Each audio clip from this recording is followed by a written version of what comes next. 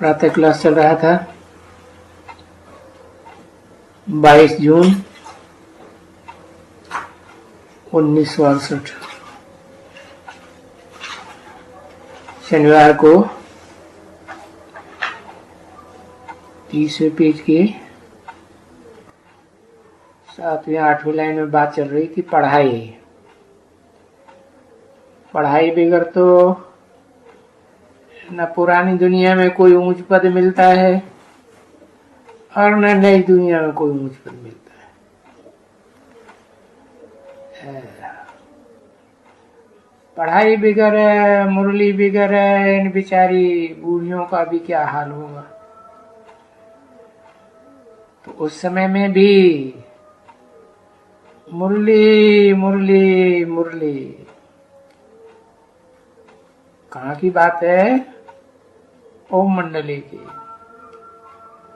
वहां तो ऐसे बहुत बच्चे अच्छे, सयाने, समझू, निश्चय बुद्धि भी सो भी बहुत हैं, जो मुरली के ऊपर अब देखो ध्यान ही नहीं है। इनकी मुरली ही इनको रिफ्रेश करती है। और मुरली भी कैसी? सन्मुख। जो सन्मुख मुरली होती है वो तो और ही रिफ्रेश करती है। तो भी चीज तो उसमें ही है ना पड़ी हुई। तो इसके लिए तो ये टैप रिकॉर्डर मशीन भी निकली हुई है कि उसमें कोई मिक्सचर हो ही नहीं सकती, कोई अक्षर मिस नहीं हो सकता। हाँ, और शॉर्टकट में देती है। क्या लिखने में कम हो जाते हैं थोड़ा, तो बहुत अच्छा टैप में सुनने में आता है, अच्छी मुरली आती है। जैसे कि डायरेक्ट सुन रहे हैं तो जो पढ़ने पढ़ाने वाले शौकीन होंगे तो कहाँ भी, यहाँ भी, वहां से मत्था मार करके भी टैप के ऊपर जाके गिरेंगे। बस बाबा की मुरली, भगवान की मुरली। अरे जो हमको भगवान भगवती यानी विश्व का मालिक बनाते हैं, उनकी मुरली। मुरली अगर नहीं पढ़ेंगे तो भगवान टीचर क्या कहेंगे? देखो कितना बुद्धि में होना चाहिए। बाबा को तो वंडर लगता है, अच्छे अच्छे हैं ये, बहुत ही अच्छे इनको कहें। चलते चलते माया का इतना कोई ऐसा तूफान लग जाता है जो मुरली पढ़ना ही छोड़ देते हैं। अब मुरली पढ़ना ही छोड़ देते हैं तो स्कूल में आना ही छोड़ देते हैं। तो जैसे कि ज्ञान से नफरत माना बाप से नफरत है, माना बादशाही से, राजाई से नफरत। अब देखो कितना माया इनको नीचे ले जाती है, बिल्कुल ही नीचे ले जाती है। तो होवे फिर कभी आवे है तो उनको समझाया जाए। अरे भाई ये तो तुम्हारा खाना बिल्कुल ही यहाँ है, खाना खराब हो गया। पद्मा पदम भाग्यशाली बनते हो तो आबाद होना चाहिए ना, है? बाप के पास आकर के ही आबाद होते हो। तो खाना को आबाद करना ही है। कैसे? इस ज्ञान धन से। ये ज्ञान धन है मुरली, और योग है पवित्रता। जो मुरली है वो धन है पढ़ाई। किससे पढ़ाई? ये से सुप्रीम टीचर से पढ़ाई। कभी भी दुनिया में कोई नहीं समझते हैं कि भगवान भी कोई टीचर बन करके आते हैं या टीचर होते हैं। है भी बरोबर। देखो कितने मनुष्यों की बुद्धि मारी गई है। हाँ,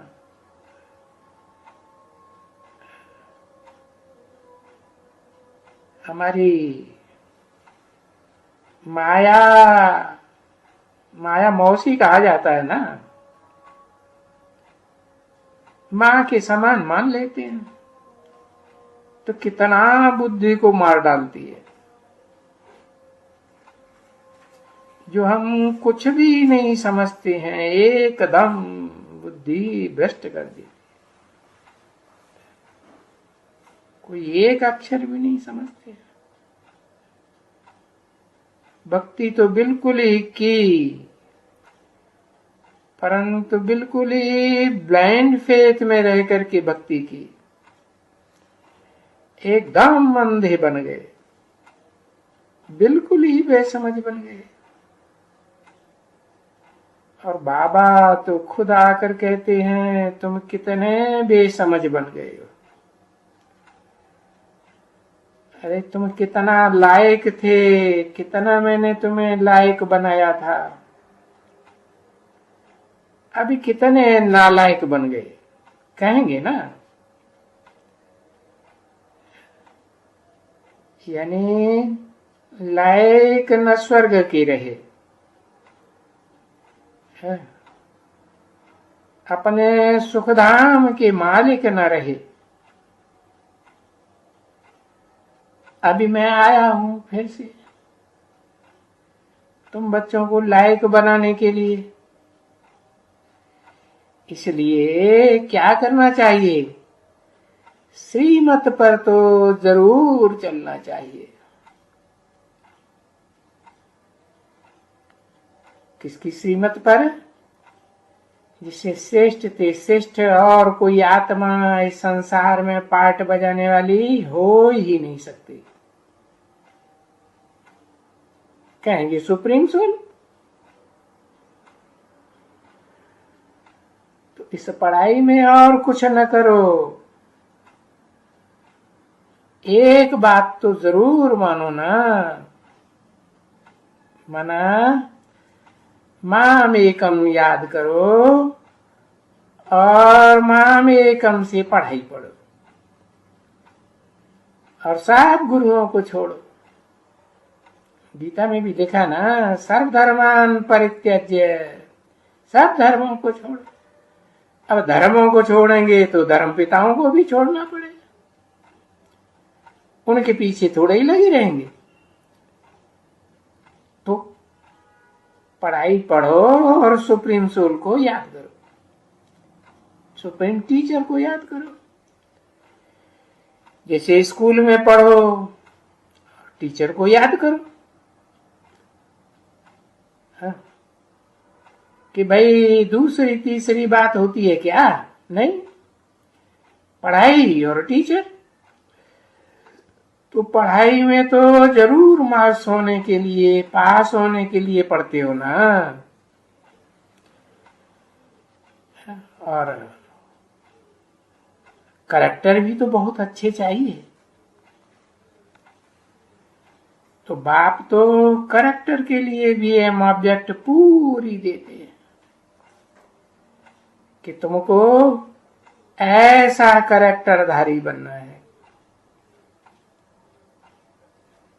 चित्र में देखने में आता है ना, सर्वगुण संपन्न, 16 कला संपूर्ण, संपूर्ण अहिंसक, मर्यादा पुरुषोत्तम बनना है। अहिंसा परमो देवी देवता धर्म बनना है।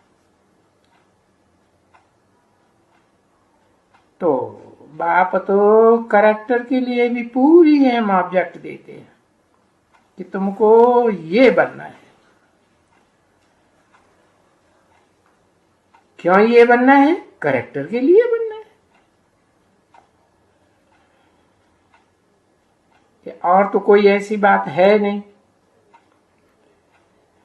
इन्हें लक्ष्मी नारायण के सिवाय, या कहो आदि लक्ष्मी नारायण के सिवाय और किसी का तो करेक्टर ऐसा होता नहीं जो किसको कहें। ये तो करेक्टर तो सारा दिन मनुष्य गाते रहते हैं, संपूर्ण संपन्न। हरेक जो जाके लक्ष्मी नारायण के मंदिर में महिमा गाते हैं तो सीधी साधी महिमा ये है। बाकी तो देखो संस्कृत में, फलाना में है, टीरा में बात मत पूछो, वो बंदरों की बातें हैं। अभी तुम तो जानते हो कि बरोबर बंदरों में भी ढेर के ढेर होते हैं, कोई एक तरह के बंदर नहीं होते हैं। इतना क्या कहें कि भाई 100% बंदर बुद्धि। अभी ये बंदर ज्ञान में आते हैं मंदिर लायक बनने के लिए, तो फिर कुछ न कुछ आते रहते हैं। बाकी तो सब बेचारे अंधेरे में ही हैं। हाँ, जबकि बाप का उनको परिचय मिला ना, परिचय न मिले तो अंधेरे में, परिचय मिले तो सोझरे में। तभी बच्चों को समझाया जाता है कि बच्चों वो तो निर्धन के हैं, कौन? बहुत सारी दुनिया के, पुरानी दुनिया के मनुष्य एकदम निर्धन के। तो उनको सिर्फ तुम पैगाम पहुंचाओ क्या? क्योंकि सारी दुनिया के मनुष्य मात्र उस सन्मुख आकर कोई पढ़ाई तो नहीं पढ़ेंगे, उनको पैगाम पहुंचाओ पैगंबर बन करके। तुम बेहद के बाप के बच्चे पैगंबर हो ना, पैगाम देते हो। और ये हद के बाप के बच्चे, हाँ, आप बनते आए हो, जन्म जन्मांतर बनते आए, 63 जन्मों से बेहद के बाप के बच्चे अभी हो, और बेहद का बाप आए हुए हैं। अरे, और वो कहते हैं कि मुझे याद करो। तो तुम्हारा ये जो विकार है ना, वो सब विकार विनाश हो जाएंगे। ऐसे नहीं कि कोई एक काम विकार ही मैं भस्म होगा, नहीं। ये जो भी इनके सहयोगी हैं वो सब खत्म हो जाएंगे, फिर इनसे मुक्ति भी हो जाएगी। सिर्फ मुक्ति ही नहीं, जीवन में रहते मुक्ति, जीवन भी रहेगा, दुख दर्दों से मुक्ति भी होगी। तो ये पैगाम तुमको है, ऐसी युक्ति कोई भी बैठ करके नहीं रचता है कि भाई हम ये पैगाम कैसे बनावे। तो फिर जो बाबा ने उस दिन कहा, भले अखबार में तुम्हारा खर्चा भी हो पैगाम पहुंचाने के लिए, आपस में राय करो, सेमिनार करो कि हम पैगाम कैसे पहुंचाएं। अखबारों द्वारा ही पैगाम पहुंचेगा, और तो कोई चिट्ठियों द्वारा नहीं पहुंचेगा।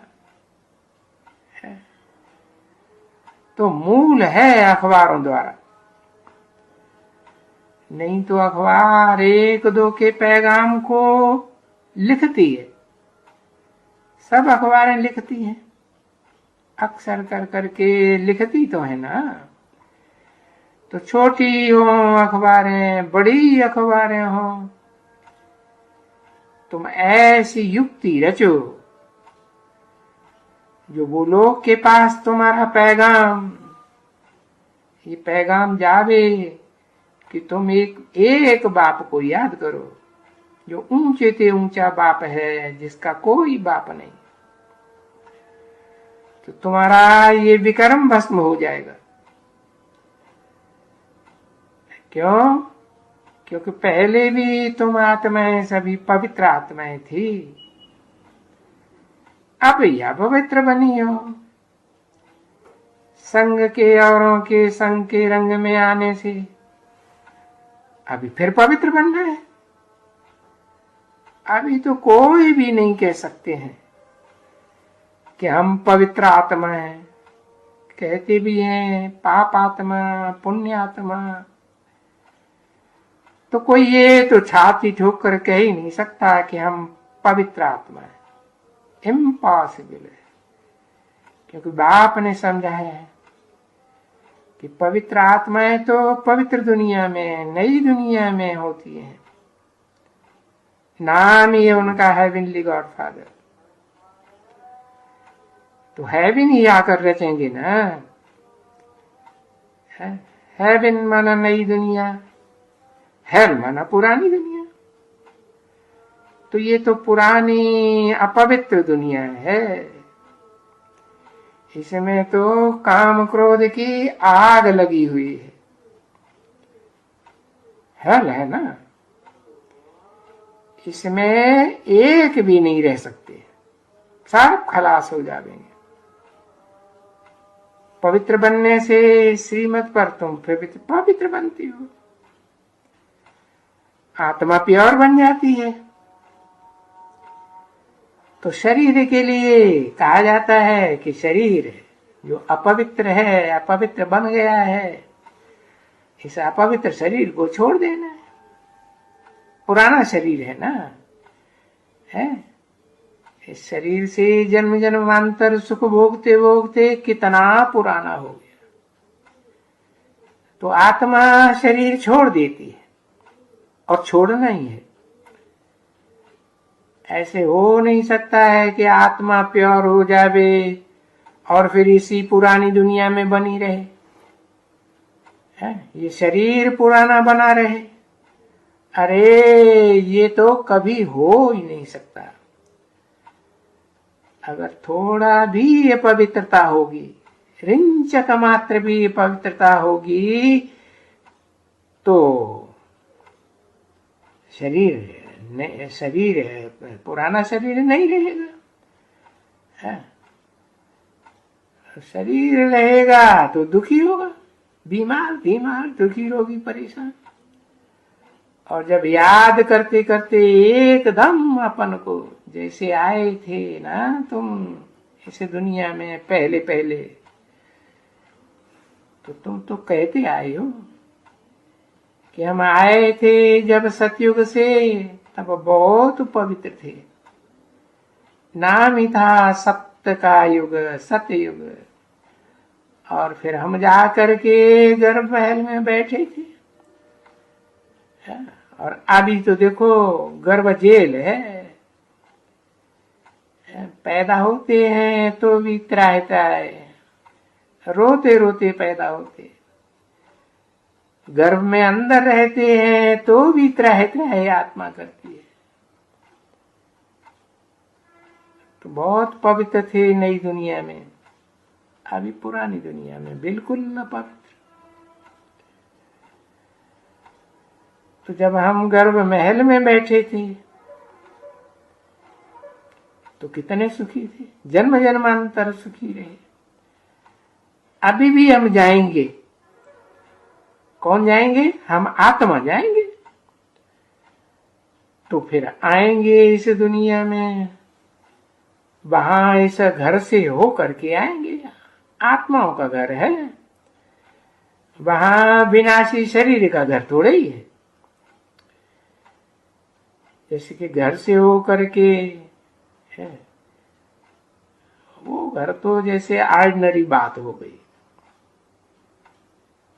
घर से हो करके फिर हम इस बेहद के गर्भ महल में आएंगे। फिर वहां दुख का तो नाम ही निशान नहीं होगा, क्योंकि रावण राज्य भी तो वहां नहीं होता है ना। रावण राज्य तो इस पुरानी दुनिया में होता है। और जब वहां रावण राज्य नहीं है, ये तो उनको कोई भी समझते हैं, क्रिश्चियंस भी कहते हैं हेवनली गॉड फादर, तो जरूर हेवन रचा है ना। परंतु नहीं, तुम पुरुषार्थ कर करके ऊंच पद पाते हो स्वर्ग में। उसके लिए ये पढ़ाई वगैरह सब चाहिए। ये तो ठीक है, तो थोड़ा भी पढ़ाई पढ़ करके बाप को जानते हो तो स्वर्ग में जाने की तुमको कोई देरी नहीं लगती है ना। फिर तो मन में, बुद्धि में, वाचा में बस स्वर्ग स्वर्ग स्वर्ग कहते रहते हैं। परंतु है ही स्वर्ग में सुख। जरूर ऐसे स्वर्ग की स्थापना होनी है जबकि ये नरक का विनाश होने वाला है। क्यों? क्योंकि ये तो वैश्यालय बन गई दुनिया। इसको शिवालय थोड़े ही कहेंगे। वैश्यालय में देखो, वैश्या को अनेकों की चिरौरी करनी पड़ती है, और शिवालय में सब एक शिव की आराधना करते हैं। यादगार मंदिरों में बनी हुई है। तो अब ये वैश्यालय खत्म हो रहा है और शिवालय स्थापन हो रहा है। तो शिवालय में तो आप सबको जाना ही है, सबको जाना है। 500-700 करोड़ को जाना है। हाँ, 500-700 करोड़ आत्माओं को भी कम से कम एक जन्म में तो सबको क्या मिलता है? सबको सुख ही मिलेगा कि दुख मिलेगा? हाँ, सुख ही मिलेगा। तो कहेंगे उनका एक जन्म तो कहाँ हुआ? शिवालय में हुआ ना। हाँ, जो भी उनके फॉलोअर्स होंगे सब उनको भगवान के रूप में ही मानेंगे। ब्राह्मण ये बच्चे हैं, वो कोई ब्रह्मा नहीं है और धर्म पिता है न, उनके बच्चे हैं। हाँ,